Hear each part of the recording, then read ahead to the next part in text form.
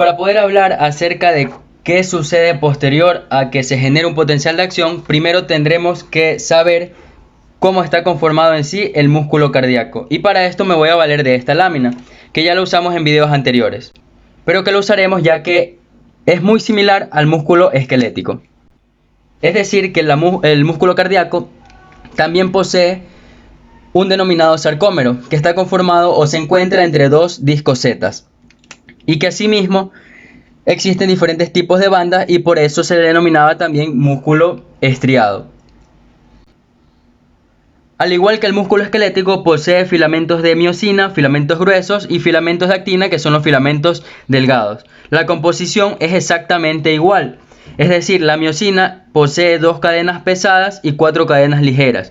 Las 4 ligeras se encuentran a nivel de las cabezas, mientras que la parte de la cola únicamente está formada por las dos cadenas pesadas.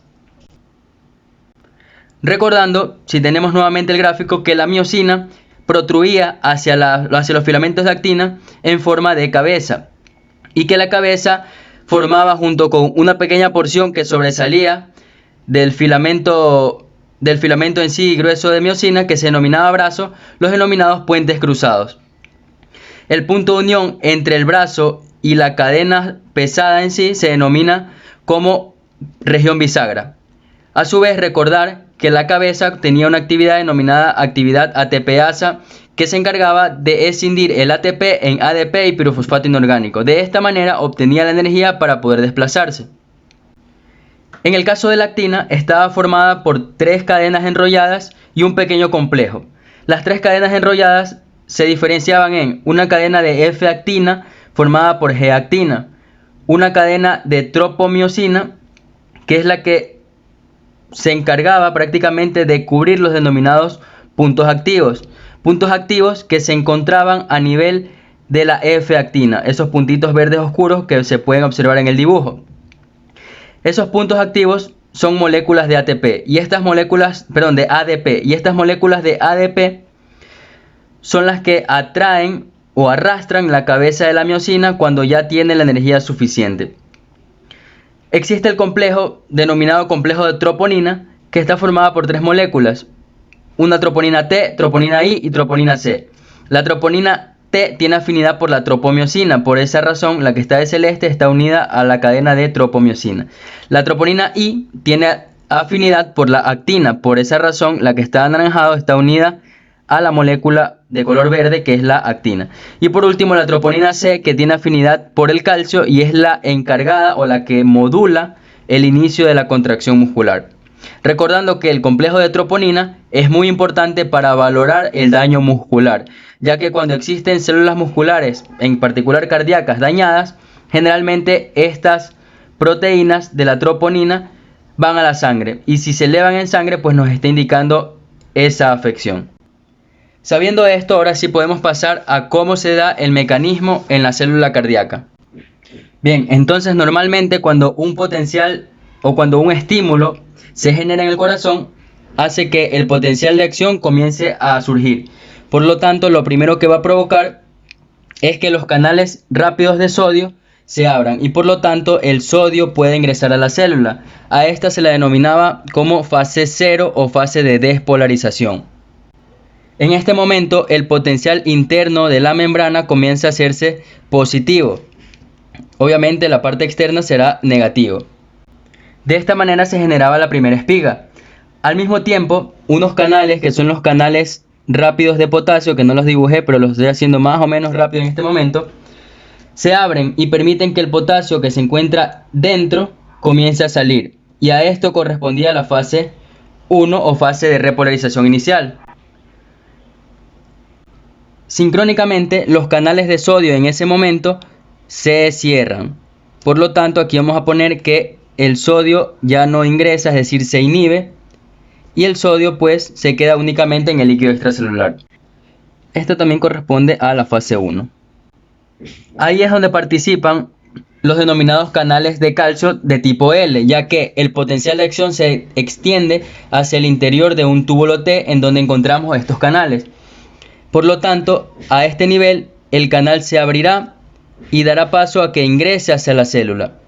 Y estaremos hablando pues aquí ya de la fase número 2, que es la fase de meseta. Y por lo tanto estaremos diciendo que el potasio aquí ya tampoco va a entrar, es decir, se inhibe la entrada de potasio. Ese mismo potencial que se generó por la entrada de sodio actúa sobre unos receptores denominados receptores de dihidropiridina, que están asociados a los denominados receptores de rianodina, haciendo que estos receptores abran los canales de calcio que se encuentran a nivel de las cisternas del retículo sarcoplásmico, permitiendo que el calcio que se encuentra dentro del retículo salga hacia el líquido intracelular. Gracias a la entrada de calcio al intracelular desde los retículos sarcoplásmicos y a su vez a la entrada del calcio extracelular, comienza a generarse el proceso de contracción. Cabe destacar que el ion más importante dentro de esta gama es el calcio, y principalmente el calcio que se encuentra a nivel del líquido extracelular, ya que este es el que le va a dar, o de este depende, la fuerza de contracción del músculo cardíaco.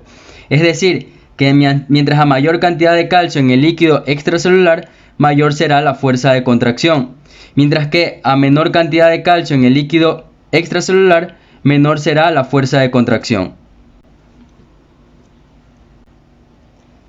Bien, una vez que ese calcio es liberado hacia el hacia el líquido intracelular, este mismo va a interactuar con la troponina, principalmente con la troponina C.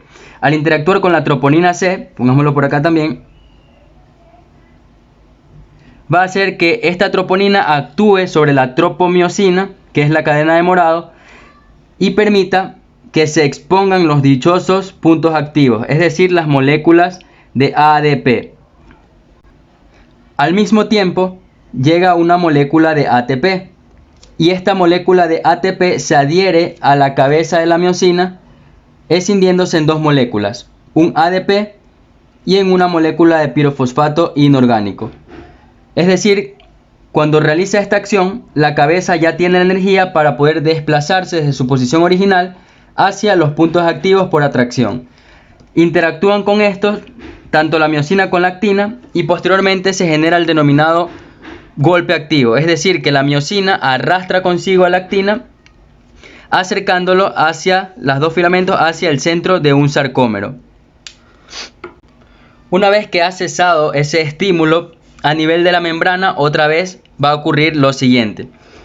En este paso, los canales de calcio que eran lentos se cierran. Por lo tanto, el calcio ya no puede ingresar hacia el líquido intracelular. Al mismo tiempo, se abren los denominados canales de potasio lento, que permiten que el potasio salga hacia el espacio extracelular. Y a esta es la fase que conocíamos como la fase de repolarización rápida, es decir, la fase número 3. Y ustedes preguntarán, ¿y qué sucede con el calcio? Pues sucederá lo mismo con el músculo esquelético. El calcio que se encontraba dentro de la célula por transporte activo ingresará nuevamente hacia el retículo sarcoplásmico a través de las denominadas bombas de calcio, tanto en este retículo como una bomba de calcio que se encuentra a nivel de la membrana, que se encarga de eliminar hacia el líquido extracelular este ion. A su vez, todos estos cambios iónicos hacen que el receptor de dihidropiridina cierre los canales de calcio que se encuentran en la membrana de la cisterna del retículo sarcoplásmico, haciendo que, así como el calcio comience a entrar nuevamente donde estaba, tampoco este pueda salir. Recordando siempre que las bombas de calcio siempre trabajan con ATP. A nivel de los filamentos ocurrirá lo siguiente: el calcio que estaba unido a la troponina posteriormente se desunirá de la troponina. Cuando esto sucede, llega una molécula fosforiladora, y es que se encarga de convertir el ADP que había en la cabeza de la miosina nuevamente en ATP, por obviamente el proceso de fosforilación. Gracias a este proceso hace que la cabeza que está unida a la actina nuevamente recupere su posición inicial y se despegue del filamento. De esta manera, recuperando nuevamente el potencial de reposo que corresponde a la fase número 4 del potencial. Es decir, a este nivel ya tendremos un potencial de membrana igual a menos 85 o menos 90 milivoltios. Todo este proceso, como habíamos dicho, dura aproximadamente 0.2 a 0.3 segundos. 0.2 como promedio. Esto sucede cada cierto tiempo y a una frecuencia determinada, es decir, que se va a despolarizar y luego se va a repolarizar, se va a despolarizar y luego otra vez se va a repolarizar, ya que el corazón trabaja constantemente latido tras latido. A este ciclo, a este ciclo que se genera de despolarización, repolarización, despolarización, repolarización, se lo conoce como ciclo cardíaco, que es lo que vamos a ver a continuación.